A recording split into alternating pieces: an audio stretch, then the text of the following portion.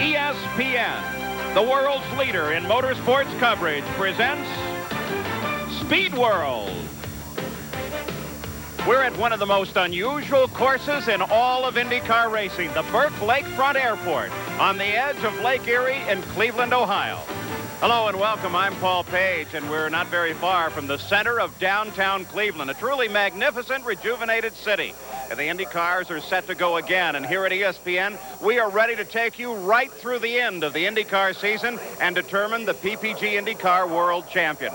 But this is a very special day here in Cleveland because Mario Andretti is about to set a landmark. When he takes the green flag, he will start his 370th IndyCar race, thereby eclipsing A.J. Foyt for career starts. And he adds that to his already career record for laps led and for the number of poles. So congratulations to Mario Andretti.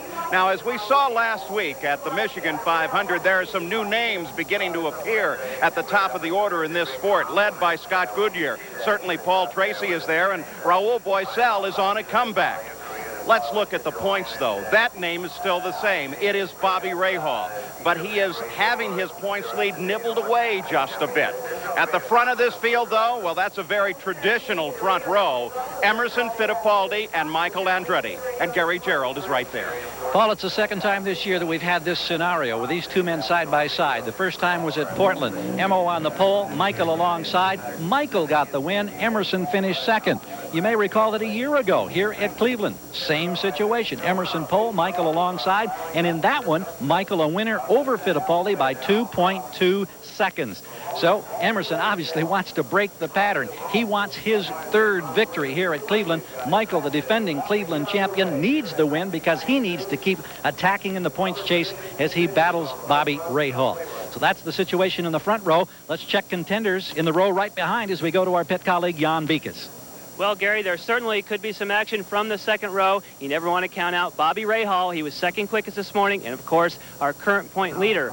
Over on your right, we have Paul Tracy subbing for Rick Mears, who's at home in Florida watching this broadcast. Certainly be rooting for the Marlboro Penske. But back one row could really be a challenge. We have not only Al Unser Jr., which you never want to count out when it comes to race day, but also Rahal Boisel. He's hoping for a better day than what he had yesterday. Out between turns 7 and 8, he went off the track, across the grass, through cameraman's equipment. There was lenses, cameras flying, through a chain link fence, and into the parking lot. He's hoping for better fortunes today in the Dick Simon Lola. Paul? On more and more drivers with a chance of a win in the IndyCar at the PPG IndyCar World Series. Well, the challenge for all these drivers is the same. Derek Daly, it's the Burke Lakefront Airport. That's right. Since 1982, when IndyCar started racing here, the difficulty is the bumpy nature of the racetrack. We've got a graphic description of that from the in-car camera on Al Unser Jr.'s car. You can see how it beats his body around, and in particular, how his head rolls around. Well, good teams have a habit of coping with difficult situations, whether it's the race car or the racetrack. I think you have to remember, this is an airport, so on a day-to-day basis, airplanes go across these taxiways at about 15 or 20 miles an hour. No problem. Then you put an Indy car across the same taxiways at 150 or 170 miles an hour. That is a completely different proposition. But I think you also have to remember, they have given us their airport to create our racetrack. And there's also a lot of valuable championship points and money to be won here. So the best thing to do is just get on with the job at hand. A record crowd here at the Burke Lakefront Airport, and the whole crowd is going to get together to start the engines, led by the mayor of Cleveland, Michael White. 1. Gentlemen, start your engines.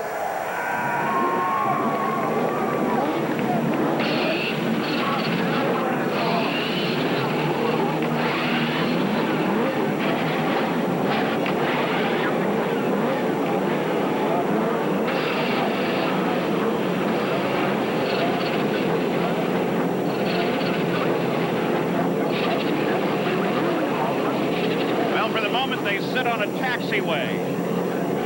Very shortly, they'll pull out onto one of the two primary runways here at the Burke Lakefront Airport, and they will be up to speed. A terrific afternoon, bright sun overhead, a lot of boats at the edge of Lake Erie, just a few hundred yards off of the edge of this racetrack here. The Indy cars are now ready to go racing on ESPN. A 2-4 right on the parade lap now for the Indy cars ready to go racing at the Burke Lakefront Airport. So let's take a look at the starting field. Here's the Sears diehard starting grid with Emerson Fittipaldi, the two-time Cleveland winner, on the pole, breaking his own track record. Alongside is Michael Andretti, the defending champion of the Cleveland Budweiser Grand Prix. In row 2, it's Bobby Rahal, the current PPG point leader and winner of the inaugural event here. Alongside is Paul Tracy, the runner-up in last week's Michigan 500. In row number 3 to the inside, it's Al Unser Jr., the winner of this event in 1985. Alongside Rahul Boisel, a third-place finisher last week in the 500-miler in Michigan. In row number 4, Scott Pruitt, who scored his first top 5 finish of the year last week. And Mario Andretti, the 1988 Cleveland winner, making his 370th career start. In row 5, Stefan Johansson, who finished third in his IndyCar debut at Detroit 2 months ago. Alongside is Danny Sullivan, a 3-time winner of this event at Cleveland. In row 6, it's Robbie Gordon, who finished 8th 3 weeks ago at Toronto. And Scott Goodyear coming off that spectacular victory in the Michigan 500. In row 7, it's Scott Brayton, who ran 7th here last year. And John Andretti, who has registered 5 straight top 10 finishes. The 8th row is Ted Praffis, a sophomore driver out of Los Angeles. And Jimmy Vasser, a freshman driver, making his 8th career IndyCar start. In row number 9, it's Eddie Cheever, back in the pack due to a practice crash on Friday. And Christian Danner, a rookie driver from Germany. In the 10th row, it's Brian Till, a graduate of the Indy Lights ranks. And Ross Cheever, making his 3rd career IndyCar start in A.J. Foyt's car. In the 11th row, it's Hiro Mashusta, the first start he's had since being injured in Indianapolis. And Eric Bachelard, currently 2nd in the race for Rookie of the Year honors. In the 12th row, it's Buddy Lazier. A strong run netted him 7th place last week in Michigan. And Jacques Villeneuve, the popular Canadian driver, making his first IndyCar start since 1986. In the final row, it's Canadian Ross Bentley and Taro Palmroth, an 11th hour addition to the field. So the field now single file, still on parade laps, behind the beautiful PPG pace cars. A magnificent circuit here. Very, very interesting because it is an airport. And just under 2.4 miles in length. Very, very fast here. Lots of room to pass, particularly down in turn 1. And we'll watch this particularly under braking. You can run on the ragged edge here because, as you can see from inside Michael's car, just look at the room you have. This is the back straight. They'll reach speeds here of just about 180 miles an hour. So very fast. It's very slippery under braking. Right here, see that black surface? Particularly when it gets wet or soggy as it did in practice. But this can be very slippery even on a day like today. Through this chicane here, very, very bumpy. This is where Michael Andretti flew off the road yesterday. So that gives you a good idea, too, of how wide this circuit is. A full airport runway. Take a look at that. Now, that is the start-finish straight. And they run down this tremendously wide area and make that right-hand turn. And in doing so, because of the width, the starts here can be incredibly exciting. Absolutely incredible. That's one thing you want to watch. And not just the first couple of rows, but watch way back in the pack. Because you can easily run 5 or 6 abreast here. But then you come to the apex of the corners. That's when it funnels down and gets very, very tight and difficult. The field begins to form up now. Quaker State onboard camera on Scott Goodyear's car as he forms into the field. We also have cameras today on the car of Al Unser Jr. A nice head-on look at little Al. And then Michael Andretti, you've already seen that camera, right over his right-hand shoulder. And finally, this great view back through the rear suspension on Scott Brayton's car. So those are the onboard cameras that we'll be using throughout the day.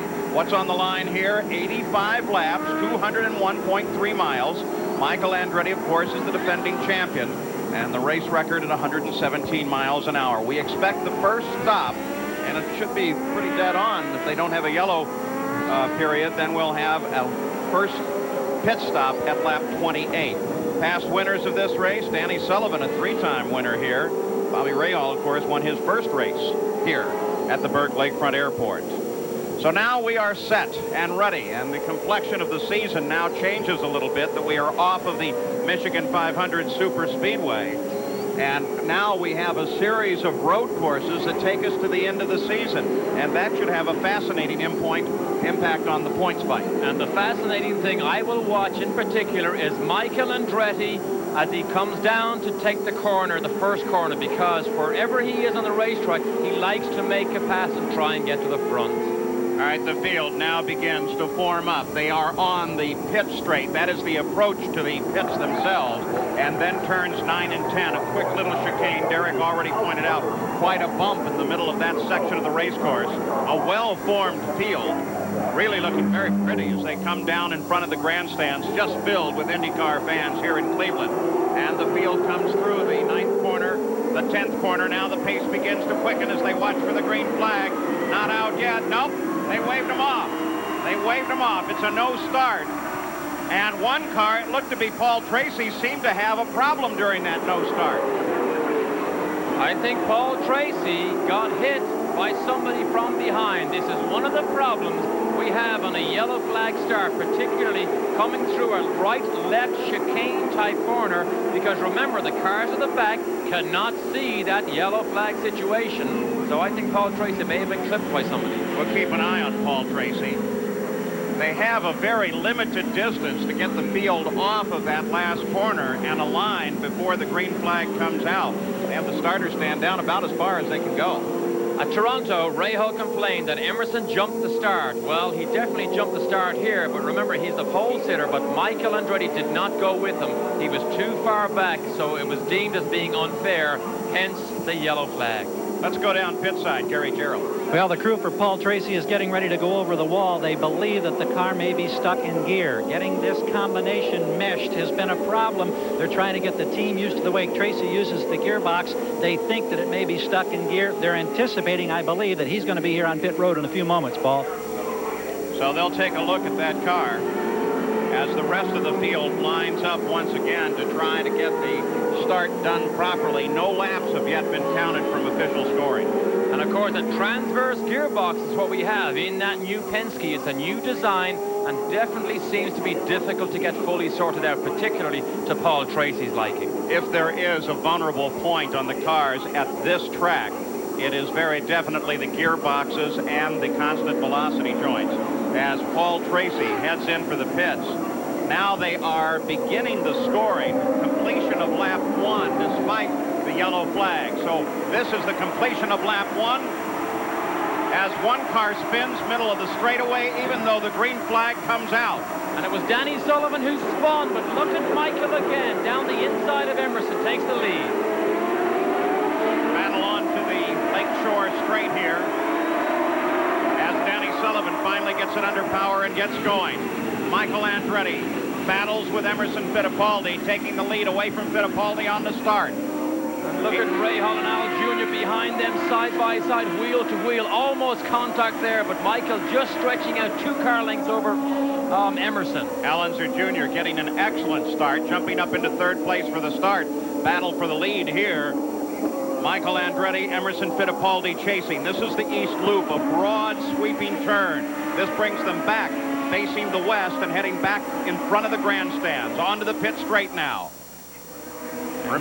Remainder of the field lining up. There's a good battle now for 3rd place developing between Al Unser Jr. and Bobby Rahal. There goes Mario Andretti making his 370th start just behind Rahal.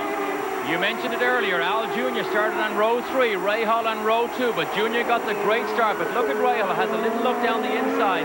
But again, that was turn 1. Just look how much room there is to make an attempt at pass. But Al Jr.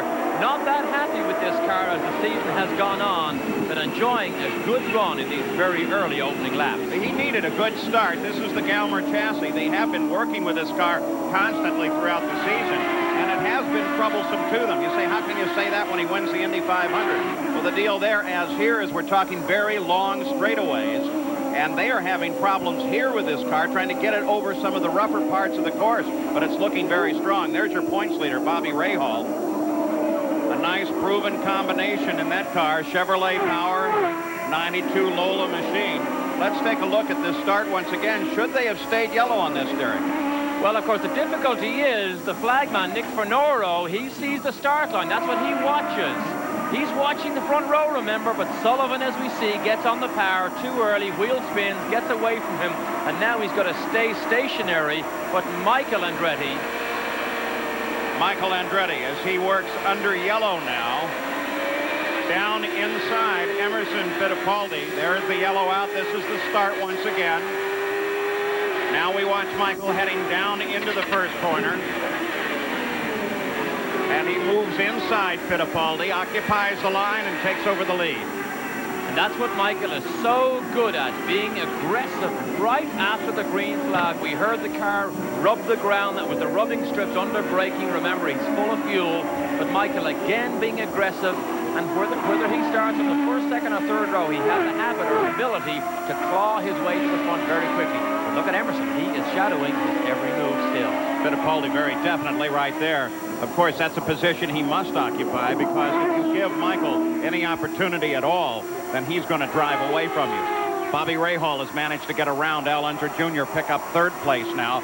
In fourth is Little Al. Mario Andretti runs fifth. Raul Boisel, who was fastest in this morning's warm-up session, is now running in sixth place, followed by Scott Pruitt.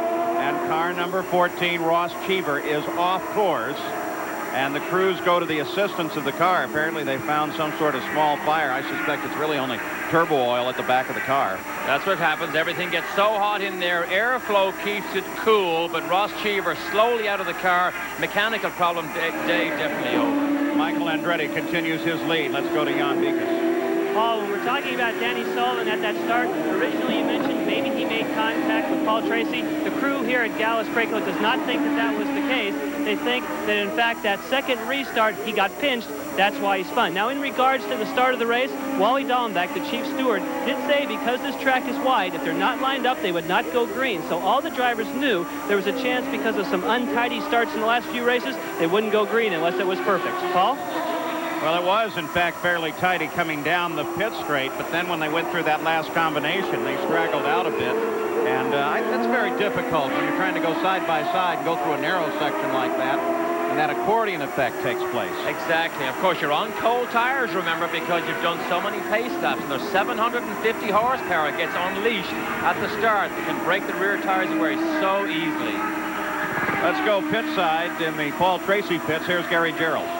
Tracy, unfortunately, can only sit and wait. They've just buttoned the bodywork back up. They've freed up the gearbox. He's now 4 laps down. It's going to be more like 4.5 and close to 5 as we hear the engine now roar to life. And the Canadian, who showed so well last week on the banks at Michigan after a disastrous start, now back on course. Roger Penske watches, radios Paul Tracy, and continues to monitor the young Canadian's career as Michael Andretti continually chased by Emerson Fittipaldi, but Michael, for the 9th straight race, has led the opening laps. Celebrate with Mario Andretti his 370th start here today. It was on April 19th, 1964, when Mario Andretti first climbed into an Indy car, then called a champ car in Trenton, New Jersey. And he and A.J. Foyt have been warriors ever since, but they've honored him here today for his 5 decades of participation in the Indy cars. Watching the 4th place, Al Unser Jr., and not far back, we should very shortly see, there he is, Mario Andretti. The red rollover bar tells you that that car is distinctly different from his son. And just behind him, Raul Boisel, and they've been locked in a pretty good little battle for 5th place the last several laps. And this really is a great battle, because look who's behind Boisel. It's Scott Pruitt, and right behind him, Robbie Gordon and Stefan Johansson at the end of this freight train.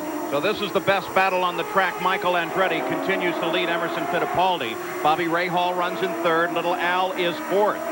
Scott Pruitt in the 10 car there. The True Sports machine was testing at Mid-Ohio this week and had some problem, wrecked a race car there. Seemed kind of worried about it, but he says they learned a great deal about the car, and they expect to be more competitive here. We can see he very definitely is. Well, probably one of the worst things that could have happened to Scott Pruitt, because if ever a driver is suffering from a lack of confidence, I think it's Scott Pruitt, because he has had so many mechanical failures, one that caused serious injury. I think the worst thing you can have is consistent mechanical failures, because it does sap away at drivers' confidence. And when you do speeds like you do in Indy cars, you need everything going your way to get the maximum out of yourself. You can see lined up just behind Scott Pruitt is Robbie Gordon.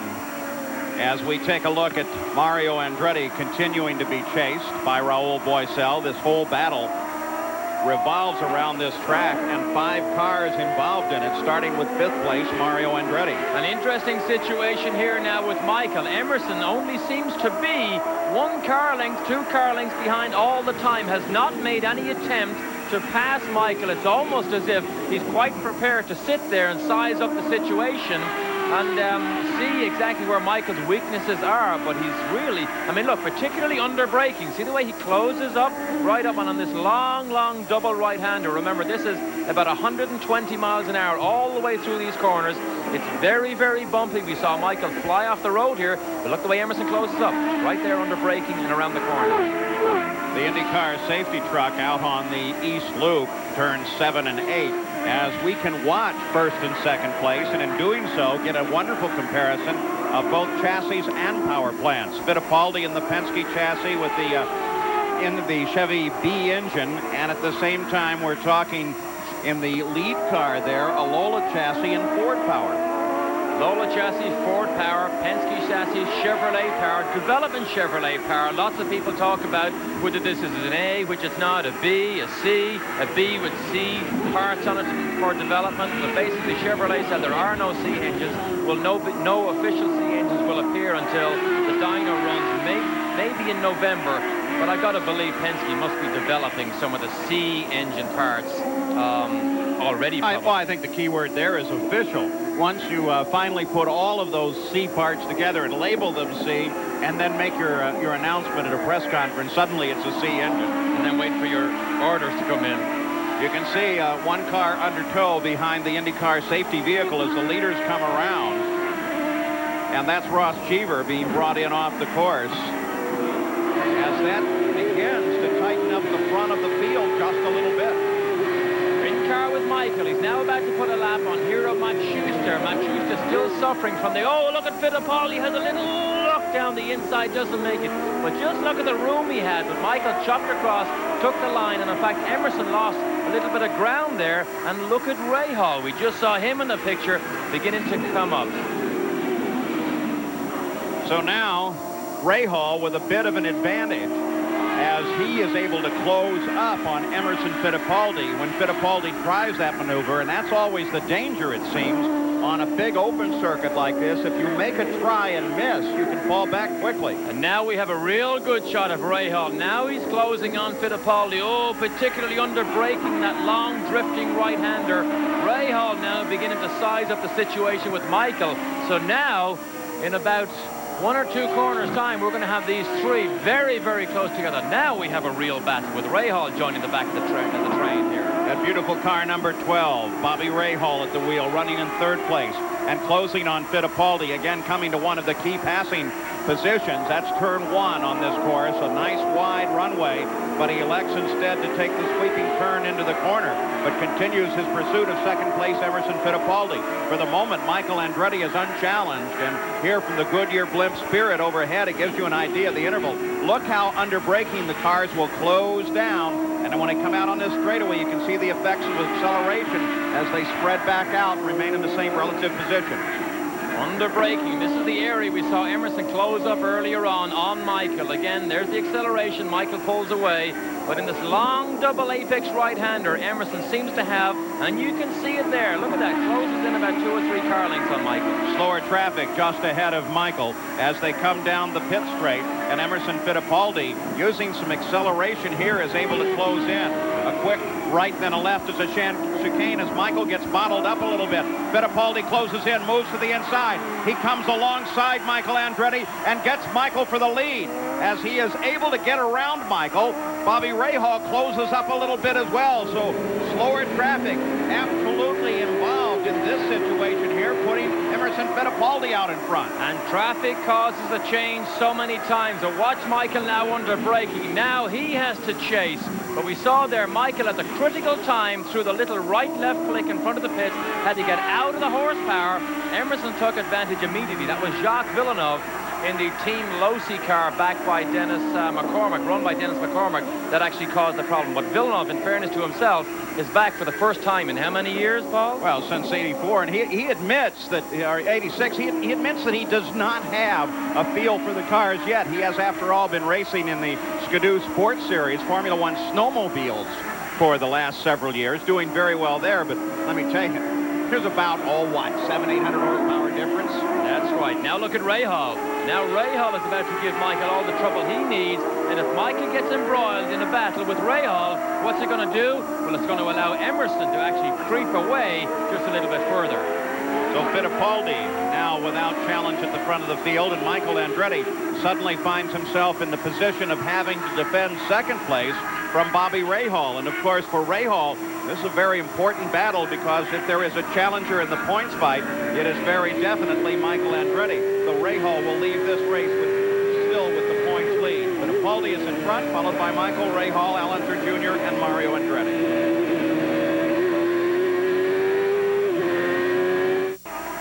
Michael Andretti still holding off Bobby Rahal, though you can see as we look at the leaderboard with the intervals noted back from the leader that the interval between Rahal and Michael Andretti is closing down. That minus 2.11 for Rahal, that is back from the leader. The leader, of course, is Emerson Fittipaldi now. After he took the lead away from Michael Andretti, there he is, number 5.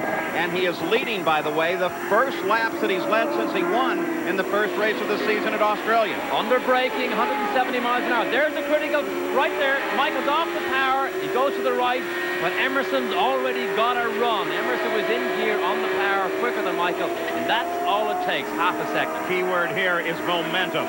As we take a look at it, another angle now. He got bottled up there. Fittipaldi was able to keep the momentum flowing. Michael got around as fast as he could, but by then, just a few revs difference made all the difference at the end of the straight. All the difference. And in fairness to Jacques Villeneuve, he got caught in a very difficult situation there. There was nowhere for him to go. He did go left when he came out of the corner, but unfortunately, the damage had already been done to Michael's lead. And despite the passing speed that you saw, Villeneuve was still running pretty fast there. He had to come off the corner that way. Now let's go pit side, get a couple of updates, starting with Gary Gerald. Well, Michael Andretti, just prior to losing the lead to Fittipaldi when he got bottled in the traffic, the only thing he'd reported to his crew via the radio, very slippery. We kind of expected that with temperatures going up here this afternoon. That seems to confirm it. Will that slipperiness deny him opportunities to challenge Fittipaldi? That's what this crew is now wondering. Let's go to Jan Beekes.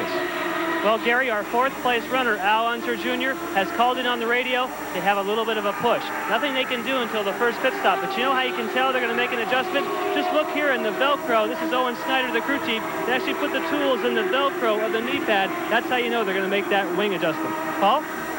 Eagle eye, Jan Beekes, keeping track. Now look, this gives you an idea, Derek, of all these different transitions on this track. Physically very difficult on a driver. Interesting, Al Unser Jr. uses the neck brace here. That gives you again an idea just how fast this racetrack is, because they use the neck strap to counteract the tremendous G-forces on the driver's head. But look at his arms bob and weave as he hangs onto the steering wheel, and his head, all he can do is try and hang on. And believe me, I know after the Michigan 500, several drivers had headaches because of the bumps and G-forces. So Al Unser Jr. now on the pit straight. It's a right-hander, that quick little chicane onto the start-finish straight that is next. Already he is through it. And taking a look ahead at turn number 1. By the way, this is little Al's 150th consecutive start. And that is a modern-day record. 150 races without missing one.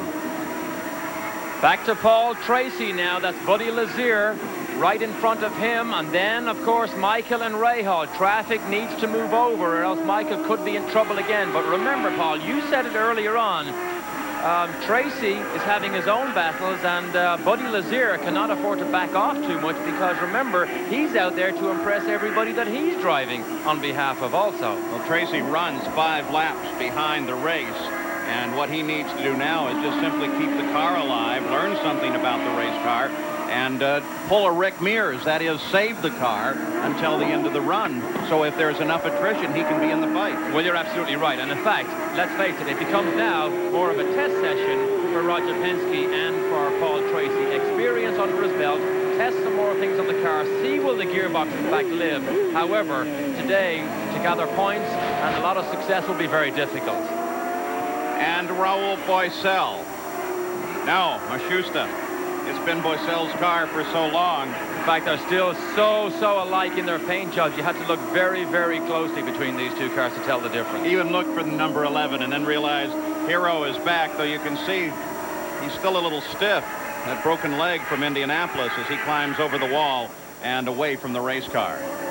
So Hiro Mashusta out of the run. Al Unser Jr., look at him fight that steering wheel as he runs on the runways and taxiways at the Burke Lakefront Airport. Emerson Fittipaldi is still the leader. Michael Andretti still chasing. Inland from Lake Erie, the beautiful skyline. It's changed so much recently of downtown Cleveland, a city that truly believes in saving its beautiful old buildings, and they've done a marvelous job. Great city to visit. Michael Andretti visiting here now, but trying desperately to find a car in front of him belonging to Emerson Fittipaldi. Fittipaldi has the lead of this race with 24 laps complete. As we look through the leaderboard here, Emerson Fittipaldi leads it. Michael is second. In third place, it's Bobby Rahal, followed by Al Unser Jr., then Mario Andretti, and we should be coming up very close to our pit stops, first set of the pit stops of the day. We estimate lap 28 for the first stop. That's when the hair-em, scare-em time starts again, because if you can't get the job done on the racetrack, very often your pit crew can make it. But now we have great in-car camera shots there of Michael. But let's go back to Emerson. Tracy moves over, lets Emerson get on his way. Now Michael is a long way back, but in fairness, over the last couple of laps, Michael did not get a good run through some of the traffic he was attempting to pass. But look at Tracy now. Tracy trying to hang on to the back of Emerson. 7 seconds back is a battle for second place between Michael Andretti and Bobby Rahal, and Rahal's been inching his way forward. A few moments ago, they were revolving around another battle involving Christian Danner and Buddy Lazier, who were both fighting for position, albeit a lap back, and it made for some interesting racing. But now they've broken clear of that, so they have a clean battle to wage for second place. Great shots there of Michael bouncing over the bumps and undulations here as they cross over the taxiways. But you mentioned earlier, Rahal dropped back in traffic. Now he's clawing his way back up. It looks to me as if Rahal has a better handle on the handling situation in his car now than Michael has. But Michael is very difficult to catch, one thing, and he's very, very difficult to pass. And look at Al Unser Jr. as he runs in fourth place and bounces over some of the transition points on this race course here. As you said at starting, this is an airport that they have loaned to us. But look, too, down at the lower edge of the picture there, as Buddy Lazier finds himself in trouble. Buddy Lazier stopped on the race course, and look at Rahal as he challenges Michael Andretti, going into the first corner under very heavy braking. And look what's going on here now. We just said Michael is very difficult to pass. He saw Rahal going to make an attempt to get down the inside, and he moved to the middle of the road. Made it very difficult for Rahal. That's defensive driving. He's allowed to do it as long as he doesn't do it too late. Keep an eye on this battle for second place. They work toward the east loop, make this left, and then 3 successive right-hand turns. And then as they come back along the pit straight, we can take a look at that turn 9-10 complex as they come through it, because it looked to me like we were beginning to see some pebbles developing on the outside of the track that might indicate some of the asphalt is letting go there. Exactly. That can create another problem, because if you go slightly wide, as they're used to going here at Cleveland because there's so much room, but you go wide on those pebbles and marbles, suddenly you're off the road. But interesting, is that Ross Cheever that they're just about to put a lap on? Yes, it is. So Ross Cheever, in fact, we thought he was out for the day. He was able to get back in. Look at Rahal again down the inside. He's got it. He's got it. He's got it. Bobby Rahal takes second place away from Michael Andretti as they revolve around that other battle that they were working with. And look at Rahal as he comes right back, tacks on the back end of Andretti and looks for room to race and room to get past. That's what happens here. Rahal gets down the inside. So he's almost caught trying to go around the outside of, that was Ross Bentley, but Rahal made the pass down the inside. Andretti came back under him and actually got accelerating away faster, and actually make the move on the inside again of Rahal. So that's what happens here at Cleveland. Loads of racing room. You get a glimpse from time to time in this battle of the number 4 car that normally is assigned to Rick Mears, who is at home trying to rest that wrist. And it is being driven by Paul Tracy, but because of his problems on the early laps, We've had a problem with him, and he is 5 backs behind the lead. Now you see cars peeling off to make their first stops as Al Unser Jr. stops. Let's go to Gary. Leader Emerson Fittipaldi getting his first service of the day. They planned 2 stops. I think I just saw Rahal fly by. I'm not sure. Here's Hemel out of here. It was just over 16 seconds, Paul. Good stop for the leader of the race. Rahal did fly by because he had a problem. He couldn't get into his pit lane, so he ran right through. So Rahal lost valuable time. Well, Bobby Rahal, those are the kind of mistakes that you have suggested can end up costing a man a championship. Let's go down to Jan Beekes. We were standing right here, Paul, when that incident happened with Bobby Rahal. What happened was Al Unser Jr. came in at the very same time as Bobby Rahal. They have a new sealant that they put down in the pit lane that was for an air show 2 years ago. Makes it very, very slick. Rahal could not make his stop. He'll be here shortly. We'll be ready for him. So Bobby Rahal still out of the course. Emerson Fittipaldi, of course, has made his stop. We watch Mario Andretti as he is due for service as well in the Newman Haas pits. And watch especially, though, for Rahal. And again, we saw the traffic jam, but Michael is in. Michael led that lap because of Rahal's troubles and Emerson's pit stop, but Michael now in for his stop. So Michael Andretti in the pits. Gary's there. We watch this Newman Haas team, Paul. Everything appears to be routine. A lot of smoke as he flips the throttle from the rear. Now they complete the refueling. We've got him at 15.1 seconds on Michael Andretti's first stop. Smoke scared me. Almost looked as if he may have lost the power in the engine there for a moment. Jan Beekes. Bobby Rahal is just getting ready. He's underway. They have now made their pit stop 4 tires. They did make a front wing change. Obviously lost time, though, with that missed pit. So Rahal is back under power as well. A flurry of stops under the green. We've had no major incidents in this race thus far. Most of the stops being made right on schedule on lap 28. Rahal carrying 1 lap further, though, to lap 29. So the complexion of the race changes slightly with the pit stops, and Bobby Rahal rolls back into the fight. The action continues here at the Burke Lakefront Airport in the Budweiser Cleveland Grand Prix. Cleveland Grand Prix is the Goodyear Blimp Spirit from Akron, Ohio, just a few miles down the road. The Goodyear Blimp is sponsored by all of your local Goodyear retailers, their tires, and their excellent service. And you can look down and see what is the challenge today, the Burke Lakefront Airport. Robbie Gordon, by the way, after the pit stops, led the 30th lap of the race.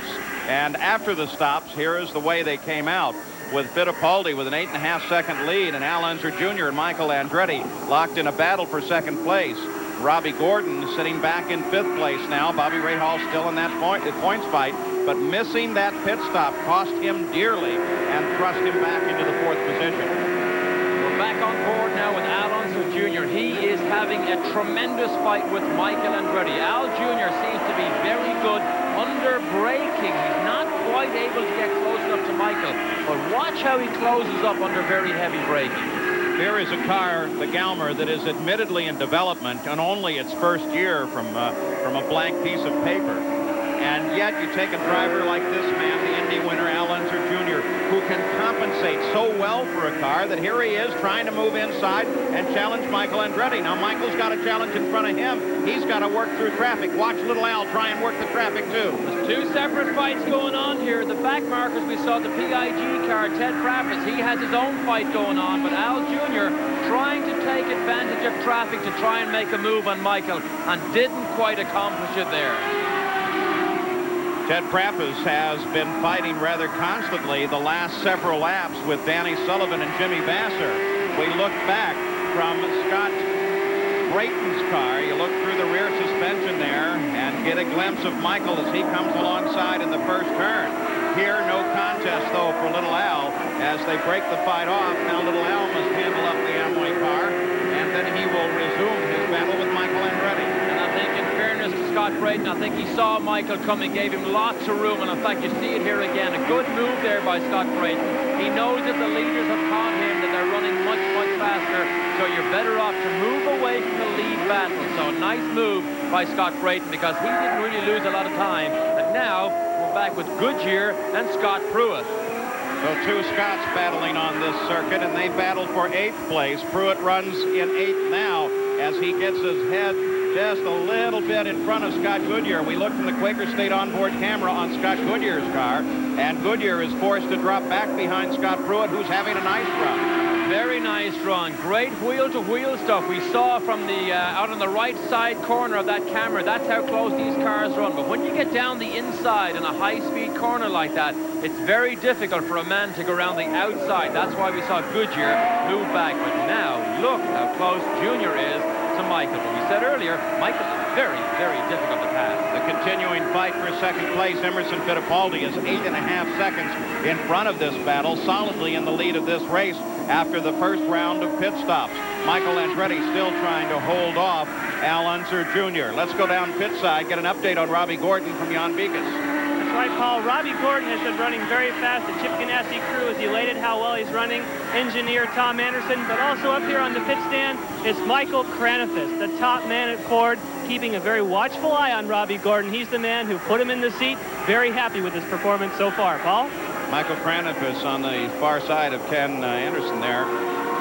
He, of course, is the driving force behind the Ford Special Vehicle Operations Division, and has really been one of those people pushing Robbie Gordon forward. Al Unser Jr. now takes his move on Michael Andretti. This time it looks like it's going to stick. It's under very hard braking. He was braking all the way into the corner, but he used up too much energy, and Michael Andretti just turned inside him and moved back into second place. So difficult to make it stick. He was clearly down the inside. We saw Al Jr.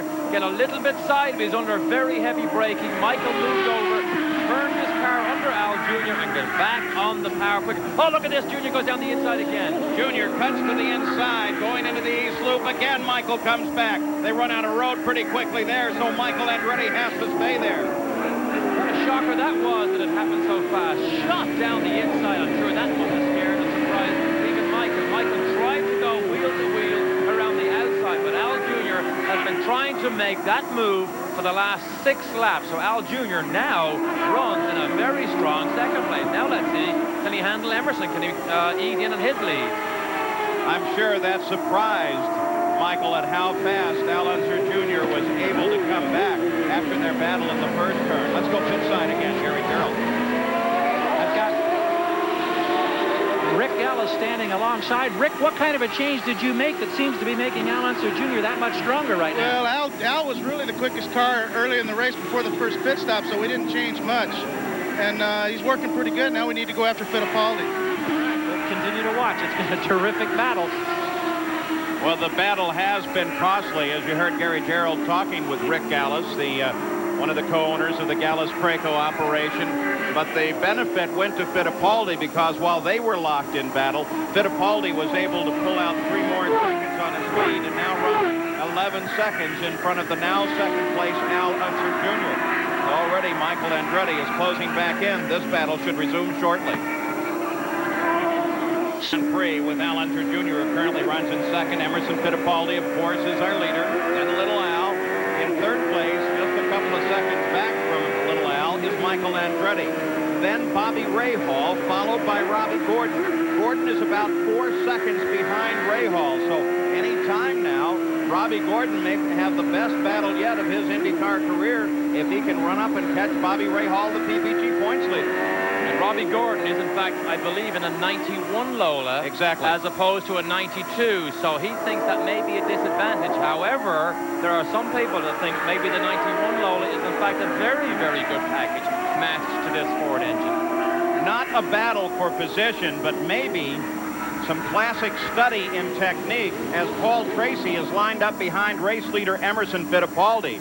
What a great opportunity for the young Tracy to learn from the master in an identical race car. Emerson is so good here at Cleveland. He has been a winner in the past, and it's exactly the situation Tracy could learn from.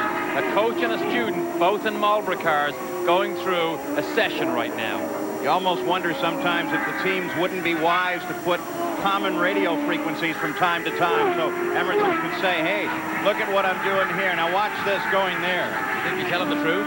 Absolutely not. Not a chance in the world. Not a chance. Not as good as Paul Tracy's been looking. No, the older boys are threatened by the new young stars like Paul Tracy. I'll tell you what, the performance like we saw last week from Tracy in the win by fellow Canadian Scott Goodyear has just electrified Canada. I mean, they're very excited about this. Witness the presence of Jacques Villeneuve. All of a sudden, another Canadian has an opportunity to get into the fight.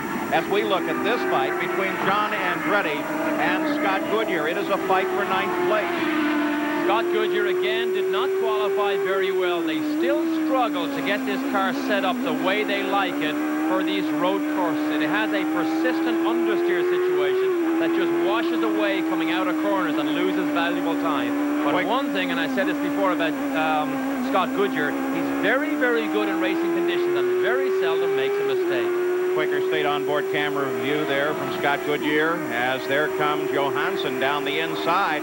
He challenges Scott Goodyear. Good battle into the corner, can't get it done. And a risky move. We saw that earlier on in an attempt and it didn't work, but a risky move. But Johansson, who had a bad pit stop, now look what he's going to do, trying to make that attempt down the inside of Goodyear. Loads of room here. He has the apex, but now look, Goodyear has the run. Oh, look at Johansson. Tries to block him. Ongoing battle for 10th place. Both of them well off the normal run of the course. And Scott Goodyear is able to get into the throttle harder and faster. Now makes that right-hand turn in front of Johansson as the battle for 10th continues. And Johansson is continuing to stay right on him. You look back from Scott Goodyear's car. Johansson right there. Now a left-hander coming ahead. Johansson darts to the inside. Nope, this is not the place. Now they could do it during the next couple of corners. Look at how the suspension works as they travel over all the bumps here. Here comes Johansson again.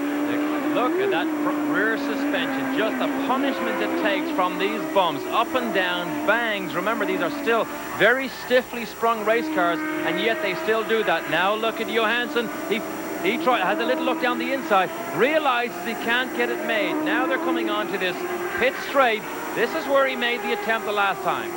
Johansson closes up at the back of Goodyear. You see the leader, Emerson Fittipaldi, just behind them. And Goodyear this time protects that line. He saw that stunt before and does not want Johansson down, taking the line away from him. He wasn't close enough to make the attempt, but the last time he tried to get it done, it was spectacular. But Scott Goodyear fought every inch of the way and managed to maintain that position. So Goodyear and Johansson in a great battle here. Two dynamic drivers of the Indy cars. Johansson now going to run down right behind Scott Goodyear as they turn into the east loop again.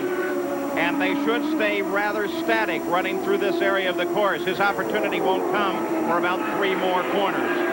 In front with a full 12-second lead is Emerson Fittipaldi. And Stefan Johansson, they have continued to stay at one another.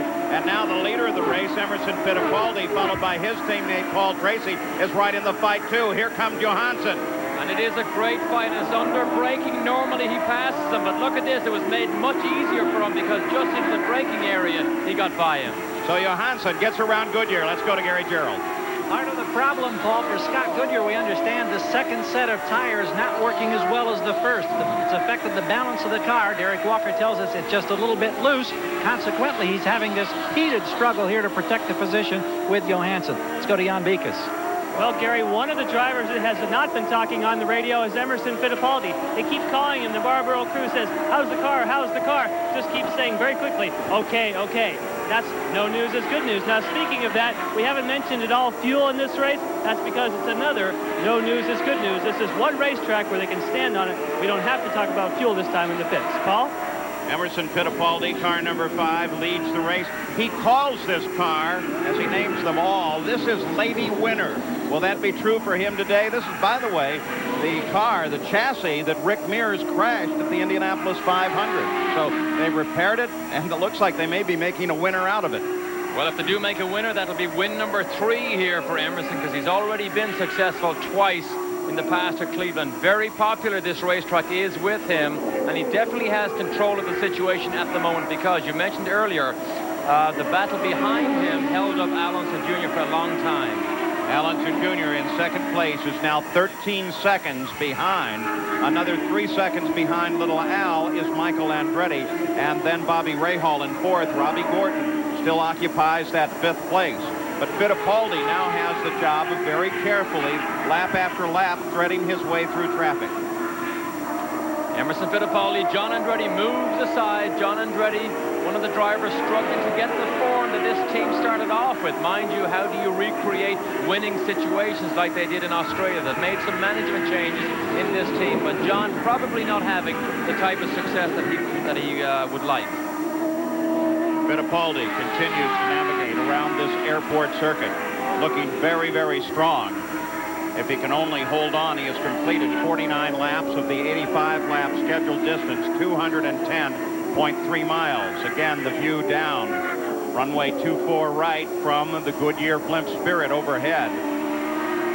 Marvelous display of Fittipaldi's line on this course. And a bit of a disjointed season for Penske this year. I think Rick Mears' accident at Indy and then his problems with his wrist probably can upset most of the momentum that this team has. Emerson has had his fair share of mechanical problems, but remember, he was very strong at Toronto. Look what's happening here today. Perhaps Penske are going to finish off this season with a real flurry. We continue to watch race leader Emerson Fittipaldi. You know, they've announced that we are going to race in downtown New York at the tip of Manhattan Island. One of the guys working with that is Bud Stanner. And right now, he is with Gary Gerald. Indeed, Bud is the organizer, the promoter, you call it. The man is deeply involved in getting that street race to become a reality in New York. And Bud, the 93 schedule has yet to be announced. Will that date in 93 again be firm? There's been speculation it might not happen. Yes, we're on the schedule for July 11th, 1993 for the Marlboro Grand Prix of New York. And that will be on the card schedule when it's released. Now, there's been a lawsuit, we understand, filed by some environmentalist concerns against the city of New York. What kind of impact does that have on your event? Well, we've been advised by our friends at the Corporate Council in New York City that it really and truly is a lawsuit without much merit.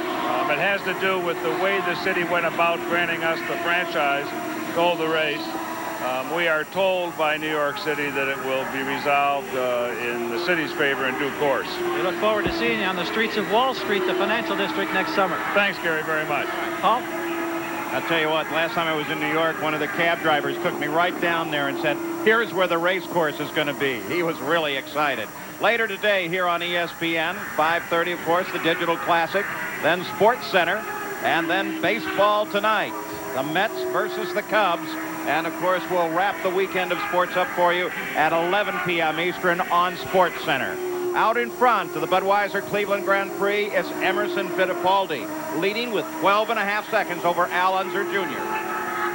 And, of course, Al Unser Jr. runs in second place, trying to run down Emerson Fittipaldi as we look at the race summary at the conclusion of 50 laps. Emerson Fittipaldi and Michael Andretti, the only two that have led this race, and Fittipaldi has led most of it.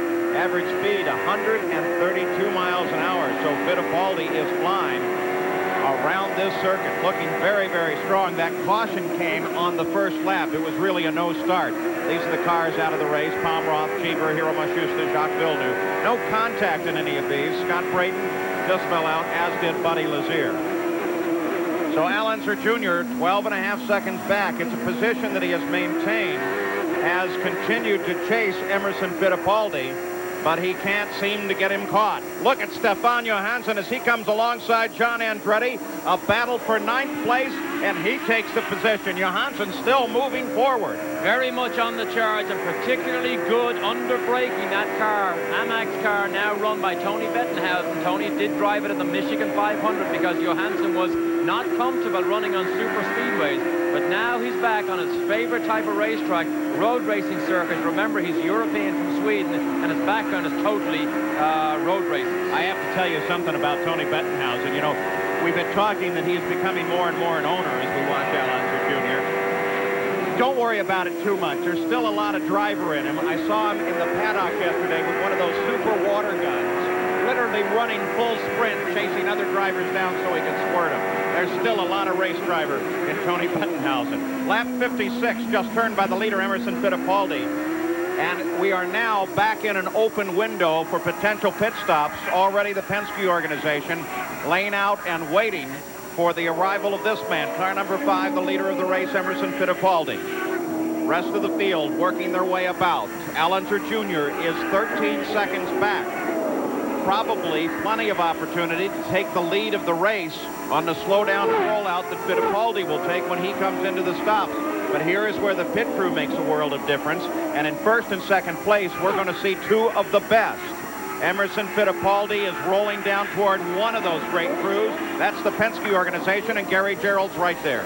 We watch with the crew, Paul. Now the nose of the car in sight, perfectly on the marks by the former Formula One world champion, the former IndyCar champion, looking for his second win of the year. He's had a flawless day thus far. The crack Penske team getting ready to come back over the wall as they complete the fueling now. We've got him at 15 seconds as he leaves, 15.8 on the stop. Let's go to Jan Beekes. Allenser Jr., our second place runner. Allenser Jr. has been in. He's now underway. Spins those tires, warms them up. As he goes by Ross Bentley, he's underway. No changes whatsoever, Paul. Super little stop, 13.8 seconds. But as both first and second place, Fittipaldi and Allenser Jr. stopped, Michael Andretti and Bobby Rahal stayed out and flashed past, picking up first and second place. So now those two are poised for a battle of the pits as well.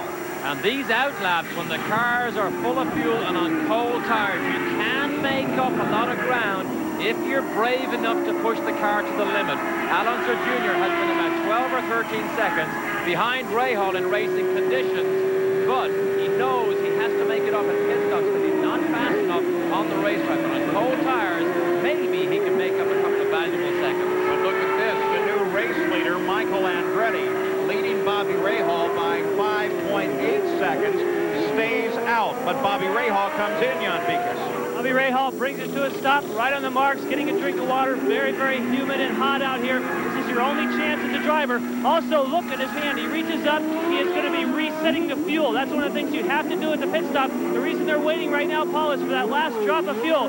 He's underway in 14 seconds as Scott Pruitt rolls out for his stop. And, of course, what Jan is talking about, resetting the fuel as we watch Michael Andretti. He's the leader of the race. You have to push a button to reset the fuel gauges so they can count backwards. You have to re-zero those gauges. Exactly. One of the many computer-controlled areas on these race cars. And we're back inside with Michael Andretti. Bounces his way around the double right-hander at the bottom of the racetrack. But surely Michael must be about to come into the pit soon. Nope. Not this lap. So Michael Andretti still leads, still stays out, looking very strong now. There's Robbie Gordon. Boy, you talk about somebody looking strong. Runs in 5th place, has had a marvelously smooth, consistent race today. And what a steep learning curve Robbie Gordon absolutely must be going through. Remember, he has almost zero single-seater experience to speak of before Michael Granifus arranged for him to get into this car here with the Ford engine. But Robbie Gordon doing a very good job on a steep learning curve. Very nice young man, runs in 5th place right now in one of Chip Ganassi's cars. For the moment, it's Michael Andretti that is leading the run here by 13.5 seconds, but he's due to stop. Just any time now, heads down the pit road. Boy, look at the speed he carries on into the pits. Cousin John just in front of him. Now Michael to the Newman Haas pits, and here's Gary Gerold. They've talked about a wing change. I believe they've decided not to as he comes in and hits that target. Michael had the lead, but of course he stretched it a lap or two further than most of the other teams. Now he flings the water bottle away. More activity on pit road. His final stop. Three-time winner this year, trying to challenge Rahal. He's away in 14.8 seconds. Emerson Fittipaldi flashes past while he was in the pits to take up the lead, but it's going to be a battle for second place as Alonso Jr. is heading for the first turn. As here comes Michael out, and Alonso Jr. is just ahead of him on the race course. So now it will be a battle for second place with Al Unser Jr., Michael Andretti chasing, and Emerson Fittipaldi back in front. And Al Jr. has warm tires. He's already done 2 or 3 laps, so the advantage sits with him. However, Michael will try everything to get past Al Jr. because he's closer now than he was before they made those pit stops. 25 laps now to go to the finish of the run here. For all practical purposes, all fuel should be on board, and it is now a sprint to the end of this race, with Michael Andretti doing his best to score yet another victory this season and pick up some very much needed points. What about that other point contender, Bobby Rahal? He currently runs in 4th place. If he stays there, he ends this race with 140 points. That's still a lead, but still Michael Andretti and Al Unser Jr. are in this fight, and they're continuing to battle very hard for those much needed points. Traffic situation here. Scott Pruitt is bound to see these leading cars behind him. Remember, Scott Pruitt can't give up too much. He's in a battle himself, currently running in 8th place. But Michael needs to get, if he can, get Al Jr. to get held up by traffic. So there you see Michael Andretti. And here is Bobby Rahal.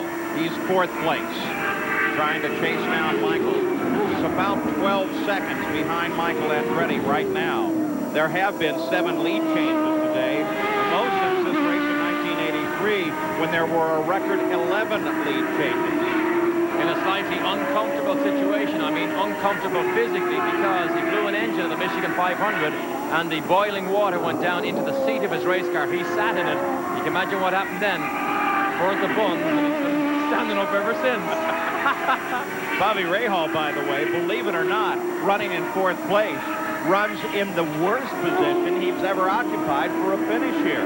He has never finished lower than 3rd in the last 5 races here at Cleveland. So Bobby Rahal, here's the way the points leaders are. You're looking at Rahal in 4th place, and you can see that some of the key players are, look at this battle go. Look at this battle as Michael comes down inside of Al Unser Jr. and takes the spot.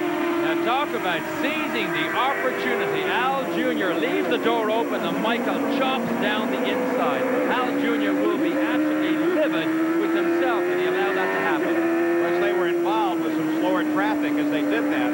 Al got bottled up a little bit. Now he's coming right back at Michael Andretti. Scott Pruitt was the other car in there. He'd been part of that battle all along, despite the fact that Scott runs in 8th place. The you suggested Scott's trying to protect his own position from competition. Exactly. Michael slides down the inside. I think Al Jr. may have got caught just a little bit again, but we heard Rick Ellis say earlier on that Al Jr. had the fastest car at the start of the race. Remember, there's new tires on this car. Sometimes that can alter what's happening. This is what happened here. Now look at this. Michael, well, on fair play. I mean, he just slides down the inside in a blinding move and actually gets the job done. Pruitt wasn't a factor in that at all. He was just a great spectator for that one. Exactly. Now, I just mentioned, sometimes when you change tires, subtle changes, subtle differences can have big effects on the handling of the car. So Al Jr., from what we can see now, particularly on full tank, is not as comfortable as he was earlier in the race. Emerson Fittipaldi well out in front of this run. And Mario Andretti runs in 6th place, his 370th IndyCar start, putting him into the lead for all-time starts ahead of A.J. Foyt. Wonder how long A.J. is going to put up with that, though. Well, I don't know, but I wonder how long Mario is going to put up with driving. I saw a great quote earlier. He said the only thing he'll do is go fishing, except he doesn't know how to fish. So Mario Andretti continues to circle this course in 6th place. Emerson Fittipaldi is the leader. I'm Paul Page with Derek Daly as we continue our coverage of the IndyCars. On ESPN, we'll take you right now through the end of the season and determine the champion. Here is the battle between Stefan Johansson and John Andretti. Got them both in a little bit of trouble. And Stefan, look what happened here. Gets too much wheel spin, and he's actually trying to block John Andretti while he did that. And John Andretti, in fact, we believe, got a black flag. That's a stop and go. Black flag. They wanted to check that car, make sure there wasn't any damage. Look at the nose for a second. No, it's nice and clean. So they did get away with it. Just to continue, Jan Beeker's story on the negative dihedral wing. You can see on John Andretti's car, it's actually a flat, straight wing. The negative dihedral wing is also available from the Lola factory. It cost $20,000. Some of the Chevrolet runners did buy it, but didn't find it very good. So they now sit back in the transporter, no use. However, they are good on the Ford engine cars. On that black flag, let's go down and get an update from Jan Beekes. Well, Paul, when you're talking first about the dihedral wing, then about John Andretti when he came in, first of all, when you're talking about those wings sitting in the transporters, it's made in England. They have a law there that says it's called the Trade Description Act, and that is that if something doesn't perform the way they say, you can return it for your money back. That isn't the case, I guess, in racing. John Andretti, however, only has half of his wing, just like Derek Day was talking about. Made that quick stop. They had to pull the top of the wing off. Paul?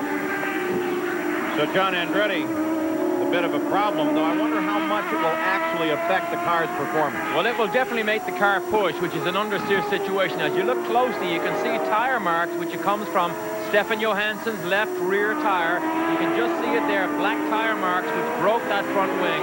However, luckily, John Andretti did not have to change that wing, because that would be a major time loss for him.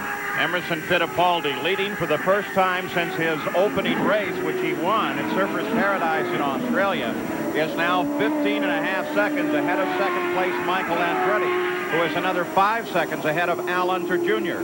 Fourth is Bobby Rahal. Robbie Gordon with a great run is fifth. Mario Andretti is sixth. Raul Boisel up in seventh. Scott Pruitt now up to eighth. Ninth is Stefan Johansson. Then this man, John Andretti.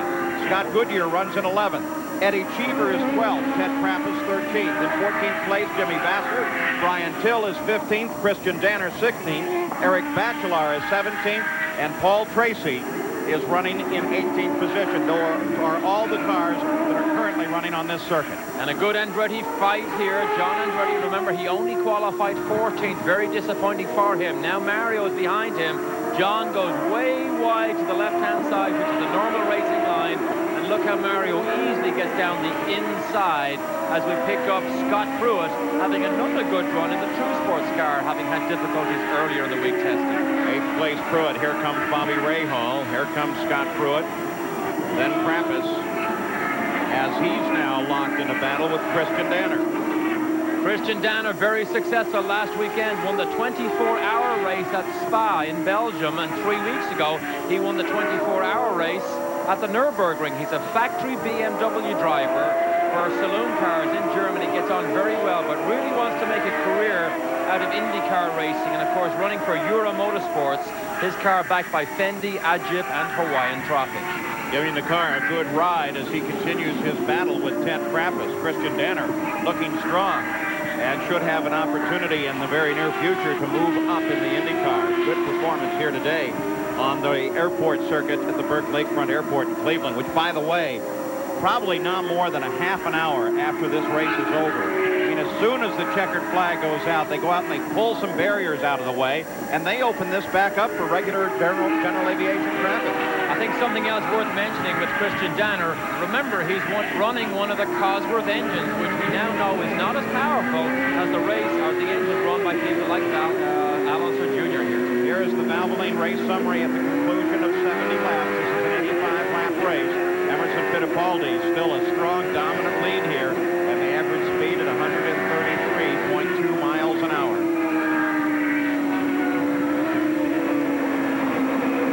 Cars out of the race after 70 laps. We look down through the order. Emerson Fittipaldi is looking so very strong out here today. No changes in those cars out since the last time we checked. Everybody running very, very smooth. This is third place. Al Unser Jr. looking ahead, trying to find second place car of Michael Andretti.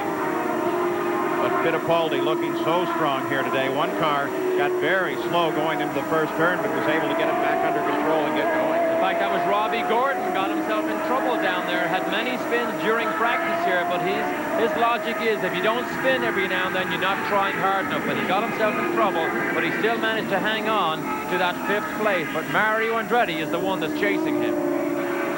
So we get a good view of Scott Goodyear, the winner of the Michigan 500. At the front of the field, it is still Emerson Fittipaldi, but now Michael Andretti is closing in. He's setting a torrid pace at 133 plus miles an hour. That'll be a strong record over Michael Andretti's 117. Michael Andretti runs in second place. Michael Andretti currently holds a race record set last year. Al Unser Jr. is third. In fourth place, it is Bobby Rahal, the current points leader.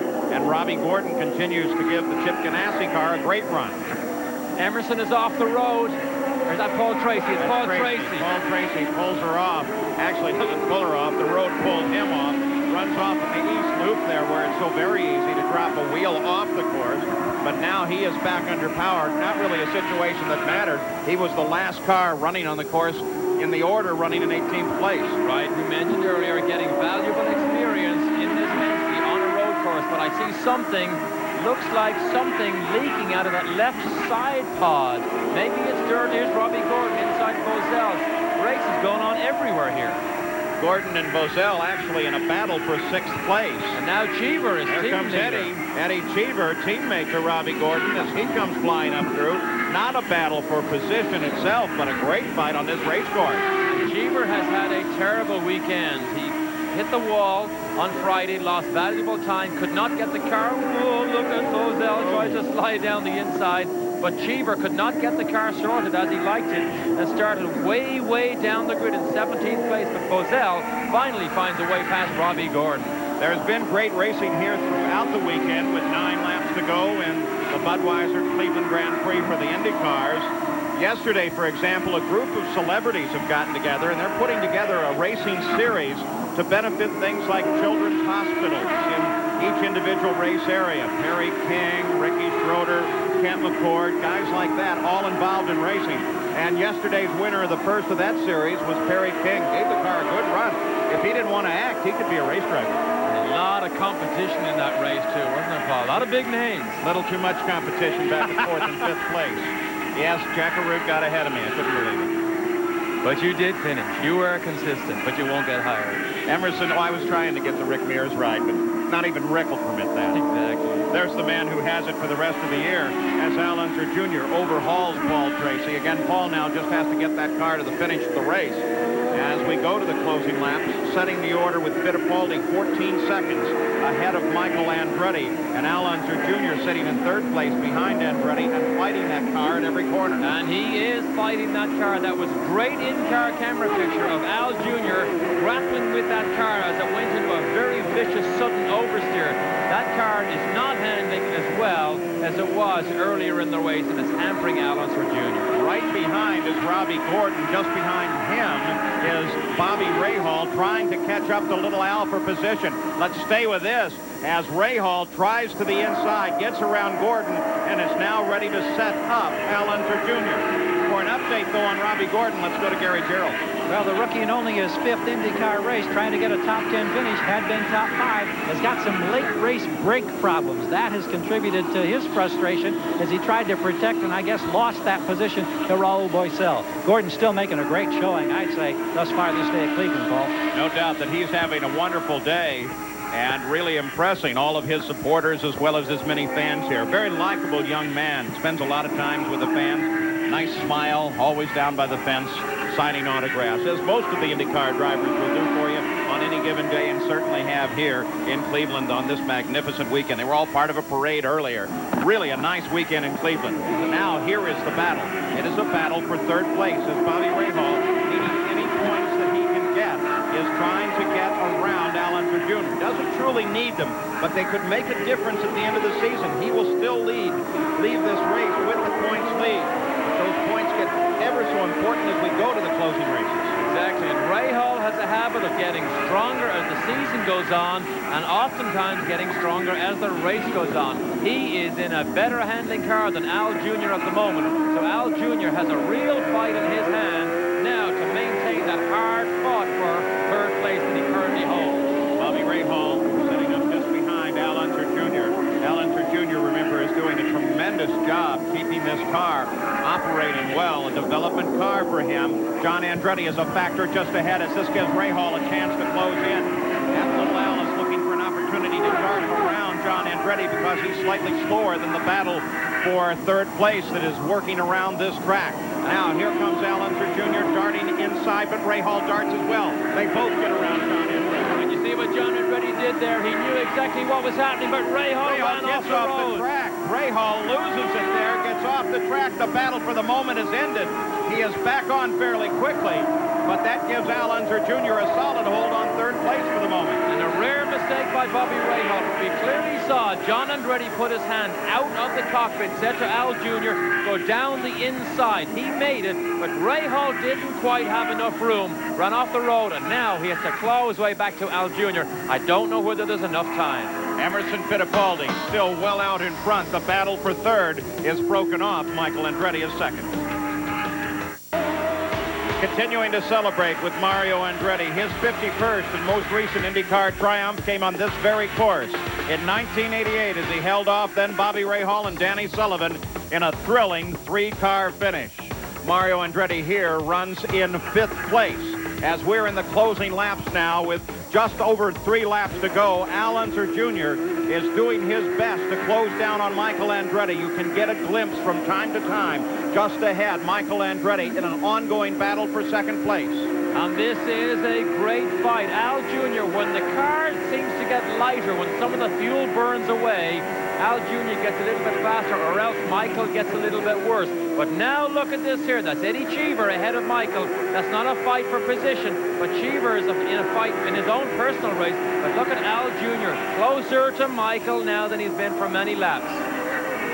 Michael Andretti takes the advantage of sliding between Cheever and Scott Goodyear, trying to put any distance that he can at all between himself and a quick-driving Al Unser Jr. We look back from Scott Goodyear's car through the suspension. Michael Andretti still trying to hold off Al Unser Jr. in the fight for second place. Fittipaldi 17 seconds out in front. Next time by should see just 2 laps to go to the finish of this 210-mile run here in Cleveland. That's Michael. He's still behind Scott Goodyear. Very difficult to get by here. There, he has a little look down the inside, realizes he can't make it. Goodyear still holds him off. I'm sure Goodyear will move over and let him get on with his own race. But Al Jr., it's going to be difficult now to close down on Michael. Emerson Fittipaldi just flashed over the start-finish line with just 2 laps to go. He'll see the white flag next time by. The battle continues for second place. Michael Andretti occupies it at the moment. Looking Al Unser Jr. in car number 3. Scott Goodyear moves way over to get out of the way. Al Unser Jr. takes the fastest line into the corner, trying to build up momentum if he can, and will try to move to the inside of Scott Goodyear, but Goodyear is very quick as well. He is quick, but Al Jr., if he has any chance to catch Michael, has to get by Goodyear very, very quickly. Let's go to the pits and Gary Gerald. Paul Tracy out of the car. How frustrating that opening moment when things got hung up and he sat for 4 laps. Well, I got the car set up for the start, and then I went to shift to 3rd gear on the start there, and it got hung up, and then I had to come in and get it fixed. But, all in all, the Marlboro car ran great. I think we had a race-winning car, and it's disappointing to go out right before the race started. I think we ran a good race during it, though. Thank you, Paul. One Penske driver out, another one looking for a checkered flag, Paul Page. Well, Emerson Fittipaldi just saw the white flag indicating 1 more lap to go. The battle continues for second place. Al Unser Jr. still trying to handle up Scott Goodyear as Fittipaldi is on his last lap. So is this battle for second place now. There's Fittipaldi over on the Lakeshore Straight. He is unchallenged with a full 16-second lead over the second place battle. But look at this now. Al Unser Jr. is around Scott Goodyear and in direct competition with Michael Andretti. Michael Andretti's superior acceleration here on the backside, but Al Unser Jr. has been able to catch up on the back half of the race course. Michael Andretti in second now, makes that turn in through the first set of chicanes here. Now a short straightaway. A left-hander lies just ahead for Michael. Al Unser Jr. trying to close, but is not in contest at this moment. Now they sweep through the east loop. 3 right-hand turns in a row. Again, Al Unser Jr. is not a factor at this point. Here comes Fittipaldi heading for the final 2 turns. He's through that final corner. And Emerson Fittipaldi looks at the checkered flag, picks up the win, his second of this season. Emerson Fittipaldi is the winner of the race here at Cleveland, the Budweiser Cleveland Grand Prix. And we look now for Michael Andretti as he comes off the final corner, and Al Unser Jr. slows down, and Michael Andretti takes second. Al Unser Jr. comes home in 3rd place. In 4th place, it is Bobby Rahal, followed by Mario Andretti, his 370th career start, finishing in 5th place. He is still very racy indeed. But the winner today, Emerson Fittipaldi, a spectacular run, a dominant force here. And we didn't see it all, but a last desperate effort by Al Unser Jr. to try and get second place for Michael meant he ran right off the road at the end of the straight leading onto the pits, through the grass, got it back in control, and didn't quite get the position. Congratulations going around the Penske pit. Rick Reineman, the crew chief, very happy with that win. In a moment, we'll come back and we'll talk with the winner of the Budweiser Cleveland Grand Prix, Emerson Fittipaldi.